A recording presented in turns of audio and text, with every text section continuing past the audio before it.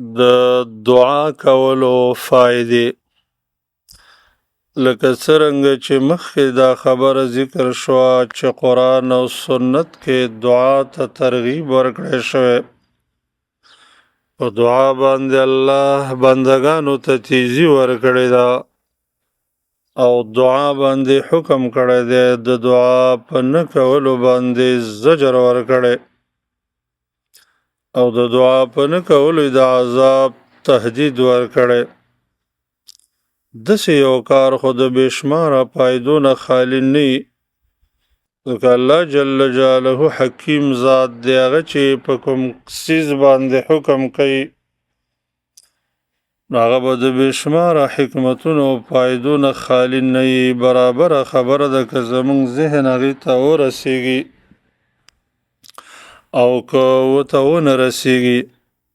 ځکه زموږ ذهنونه قاصر او کوتاه دي او د الله جل جلاله علم هغه پوره او کامل دی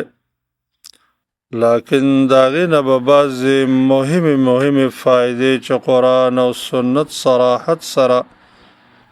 ذکر کړي دي هغه به ذکر کو اولنۍ فایده دا ده چې دعا د الله او د الله د رسول حکم منل دي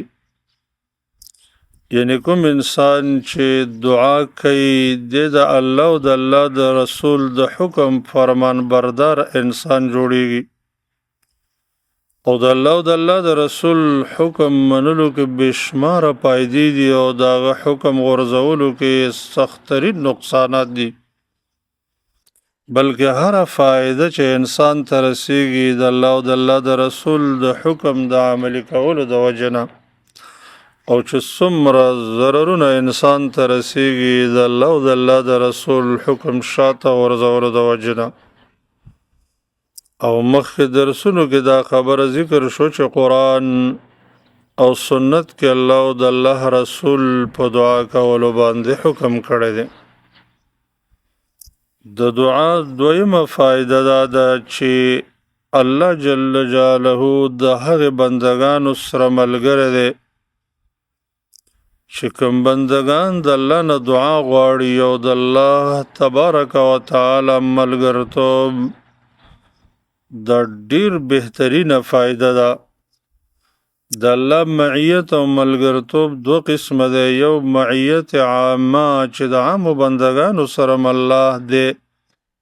دا معیت شته خو هغه په اعتبار د علم قدرت سمع او بصر سره خود الله ملګرتوب د خاصو بندگانو سره دی بالنصرت و التایید چې الله د خپلو خاصو بندگانو نصرت کوي او د هغې تایید کوي نو کله چې یو انسان دعا د رب العالمین نه غواړي الله د هغه سره ملګری د هغه سره او دا معیت خاصه دی معنا د هغه نصرت او تایید کوي حدیث امام بخاری مسلم ترمذی رحمهم الله د ابو هریره رضی الله عنه نقل کړي هغه فرمایي چې نبی کریم صلی الله علیه وسلم فرمایلی دی چې رب العالمین فرمایي انا عند ظن عبدي بي وانا معه اذا دعاني زه د بنده په ګمان باندې د بنده د ګمان سره یم یعنی که بنده په الله دا ګمان وکړي چې هغه زما رب دی هغه به ما له رزق راکوي هغه په ما مهربانه دی هغه به په ما رحمتونه نازلوي هغه به ما د آفتونو مصیبتونو نه بچ کوي نو زه د هغه سره دغه معامله کوم او که یو انسان په خپل رب داسې ګمان لري چې زه بدبخت یم او رب زما څه احسان نه کوي او رب زما نصرت او تایید نه کوي او رب ما هلاکوي او تباه کوي نو زه د هغه سره دغه معامله کوم او بیا فرمایي وانا معه اذا دعاني کله چې بنده ما لره رابلي نو زه د دغې بنده ملګری یم د دعا درېیمه فایده ده چې د دې په وجه باندې مغفرت او بخښنه نصیب کیږي عامو خلکو ته د الله مغفرت او بخښنه داسې معمولي غونته کیسې ښکاري حال دا دی چې دا ډېره عظیمه فایده ده که په دنیا کې د دنیا د یو بادشاه مجرم شي انسان او چاته ویل شي چې دا بادشاه چې دی تا نه دومره مال او دولت غواړي رشوت غواړي دومره جرمانه د نه غواړي دا ادا که نو تا معاف کوي نو خيار بنده به دې ته تیار شي چې دا غټه جرمانه به ورکم خو د دنیا د بادشاه د غضب او د هغې د جرم نه به زه وځم د کائناتو خالق چې رازق او مالک چې ستا ژوند او مرګ د هغه په لاس کې دی ستا عزت او بېعزتي د هغه په لاس کې ده ستا فقر او غناوت د هغه په لاس کې دی او هغه تا ته د معافۍ اعلان وکړي چې څه جرم چې تا کړی دی دا ما معاف که نو دا یقیني چې ډېره غټه فایده ده او د دعا په وجه چې سړی د الله نه د مغفرت دعا غواړي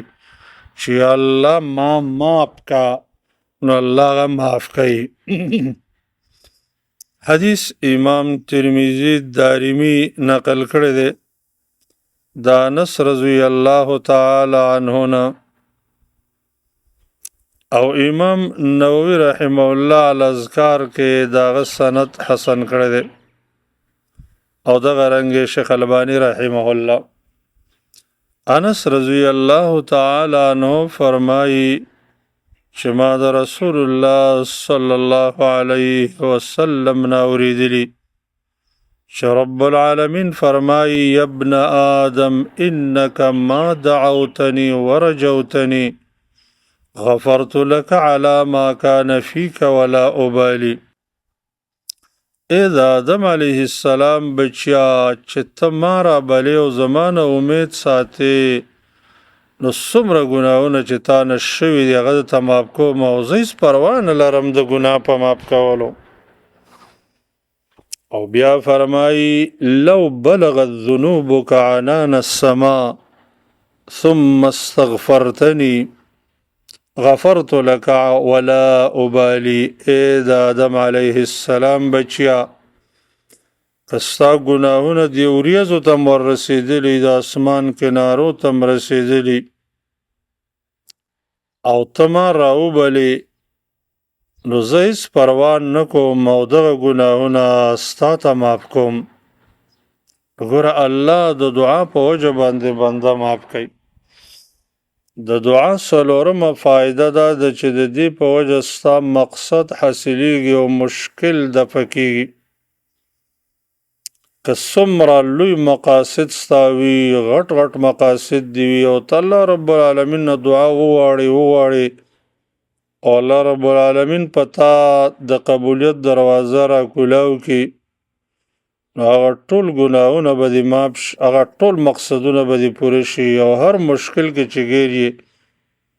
هغه به دې الله دفع کړي ځکه رب کائنات د قبلولو وعده کړې ده